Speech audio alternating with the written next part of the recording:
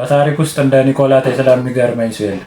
በእርግጥ አልበርት አይንስታይንን የበለጠ የምወደው ግን ኒኮላ ቴስላ የሰራቸው ስራዎች ብቻ ሳይሆኑ ሰውየው ራሱ የሚያስደንቅ ሰው ነበር። ኖርማል አልነበር። ኒኮላ ቴስላ በጁላይ 10 1856 እኩለ ሌሊት ላይ ነበር የተወለደው። ሲወለድም ሰማይ ላይ ወይነጠጅ መብረቅ ታይቶ ነበር። ወይነጠጅ መብረቅ ደግሞ ምን ያህል ብርቅ እንደሆነ ታውቃላችሁ። እና አዋላጁ በእነሱ ባህል መሰረት አንድ ልጅ ሲወለድ ሰማይ ላይ ወይነጠጅ መብረቅ ከታየ ያ ልጅ የክፋት የጨለማ ወይ መጥፎ ዕድልን ይዞ እንደሚመጣ ለወላጆቹ ነገረቻቸው። የኒኮላ ቴስላ እናትም ይህን ስትሰማ ልጄን እንደሷ አትበይው፣ ልጄ የብርሃን ልጅ ነው የሚሆነው አለቻት። ከዛም የኒኮላ ቴስላ እናት እንዳለችው ኒኮላ ቴስላ በአልተርኔቲንግ ከረንት ሲስተሙ ዓለምን ሁሉ አብርቶልን ነው ያለፈው። እስካሁን ድረስ ለምን እንደሆነ አይታወቅም፣ ግን ኒኮላ ቴስላ 3 ቁጥርን በጣም ነበር የሚወዳት። አንድ ህንፃ ወይ ቤት ውስጥ ከመግባቱ በፊት ያንን ህንፃ 3 ጊዜ ዞሮት ነበር የሚገባው። ምግብም ሲበላ 3 ናፕኪኖች ነው የሚጠቀመው። ሆቴሎች ውስጥም ሩም ሲይዝ 3 ቁጥር ሶስተኛውን ሩም ወይ ደግሞ በ3 የሚካፈል ቁጥር የሆነ ሩም ነበር የሚይዘው። እስካሁን ለምን እንደሆነ አይታወቅም፣ ግን ብዙ ሰዎች ኦሲዲ ስለነበረበት ነው ይላሉ። አንዳንዱ ደግሞ ለጂኦሜትሪ እና ማቴማቲክስ ስላለው ትልቅ ፍቅር ነው ይላሉ። ያው ስለ ኒኮላ ቴስላ ተወርቶ ደግሞ ስለ ወርደን ክሊፍ ታወር መወራቱ ግድ ነው። ወርደን ክሊፍ ታወር ማለት የኒኮላ ቴስላ ታላቁ ፕሮጀክት ነበር፣ አልተሳካለትም እንጂ። ይሄ ፕሮጀክት የሚመስለው መልኩ ይሄ ፓሪስ ውስጥ ያለው ብረት አለ፣ እሱን ነው የሚመስለው ቅርጹ። እና ዋና ዓላማው ለዓለም ሁሉ ነፃ ኤሌክትሪክ መስጠት ነበር። ኒኮላ ቴስላ ምድርን በዋነኝነት እንደ ባትሪ ድንጋይ ነበር የሚያያት። በዙሪያዋ ማግኔቲክ ፊልድ አለ፣ ውስጧ ደግሞ ውሃ ይንቀሳቀሳል፣ ራሷን በትንሹ ትርገበገባለች። እና ያንን ሁሉ ኢነርጂ በኮፐር እና በአይረን አድርጎ በዚህ ታወር ላይ አድርጎ ወደ ከባቢው አየር መበተንና ለዓለም ሁሉ ነፃ ኤሌክትሪክ መስጠት ነበር ዋና ዓላማ። እና ይህንንም ፕሮጀክት ለኢንቨስተሮች ፕሬዘንቴሽን ሲያደርግ ኒኮላ ቴስላ ኦን ሲያደርገው ማለት ነው ይህንን ማሽን ሜዳ ላይ ያለምንም ኤሌክትሪክ አምፖሎች ደርድሮ ነበር። እና ሁሉም አምፖሎች በሩ ያለምንም ኤሌክትሪክ ማለት ነው። በጎረቤቶቹ በዙሪያ ያለው ቤቶች አምፖሎች በሩ፣ ማንም ሳያበራቸው። መኪና ውስጥ ያሉ ባትሪዎች ተነሱ ዝም ብለው ማለት ነው ያለምንም ኤሌክትሪክ ገመድ። ይህንንም በጣም በመገረም ጋዜጠኞች ጋዜጣ ላይ ሁሉ አውጥተውት ነበር። እና ጄፒ ሞርጋን የሚባል ኢንቨስተር ፈንድ ላይ ያደርገው ተስማማ። ከዛ ኒኮላ ቴስላ ይሄ ፕሮጀክት እንዲሳካ ዓለም ላይ ቁልፍ የሆኑ ቦታዎች ላይ ይሄ ታወር መሰካት እንዳለበት መተከል እንዳለበት ለጄፒ ሞርጋን ዲዛይኑን አሳዩ። ጄፒ ሞርጋንም ዲዛይኑን ካየው በኋላ ይሄ ነገር እንደማያዋጣ አሰብ። ምክንያቱም ጄፒ ሞርጋን ከ7 በላይ ድርጅቶች አሉት ዓለም ላይ።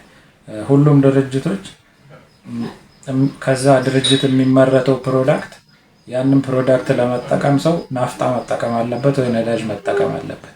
እና ለዓለም ሁሉ ነፃ ኤሌክትሪክ ከተሰጠ ሰዎች ከሱ መግዛት ያቆማሉ ማለት ነው፣ ሊከስር ነው። ስለዚህ ኒኮላ ቴስላን ፈንድ ማድረግ አቆመ። ለጓደኞቹም ብር እንዳይሰጡት ነገራቸው ፈንድ እንዳያደርጉት። ኒኮላ ቴስላም ከ5 ዓመት በላይ ደብዳቤ ሲጽፍለት ሲለምነው ሲጠይቀው ቢቆይም ብር አልሰጠውም፣ ምንም ፈንድ አላደርገው። ኒኮላ ቴስላም ተቸግሮ ሆቴል ውስጥ በረሃብ ሞተ።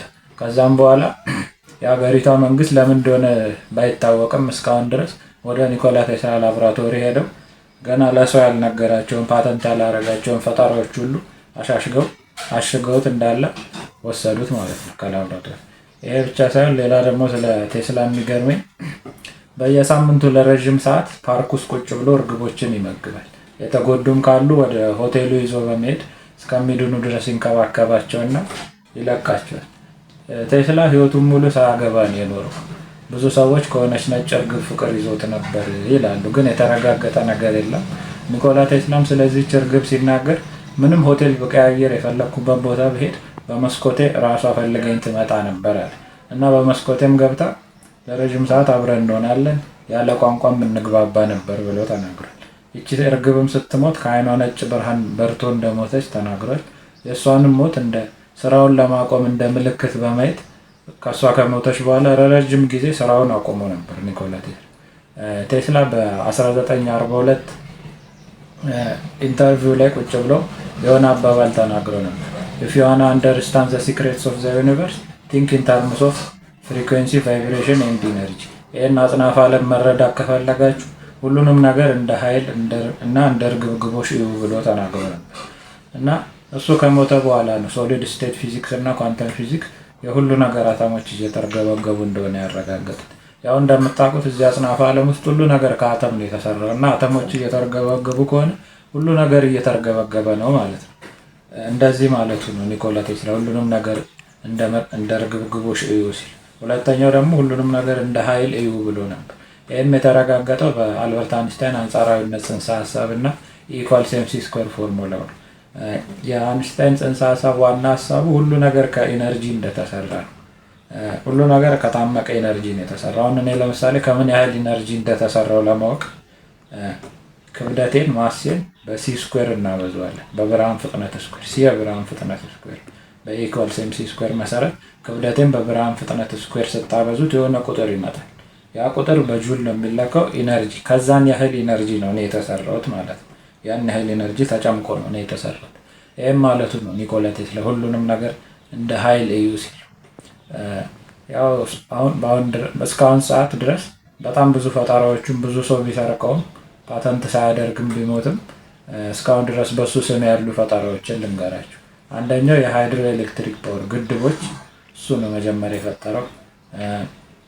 ኤሲ አልተርኔቲንግ ከረንት ሲስተም ለዚህ ነው በስፋት የሚታወቀው። ቴስላ ተርባይን፣ ቴስላ ኮይል፣ ኒየን ላይቶች፣ አሁንም በየቤቱ የምንጠቀማቸው ሪሞቶች ራሱ እሱ ነው የፈጠራቸው። ቀጣይ ስለ የትኛው ታላቅ ሰው ቪዲዮ ልስራላችሁ? ስሙን ኮሜንት ላይ ጻፉልኝ። ደህና ሁኑ።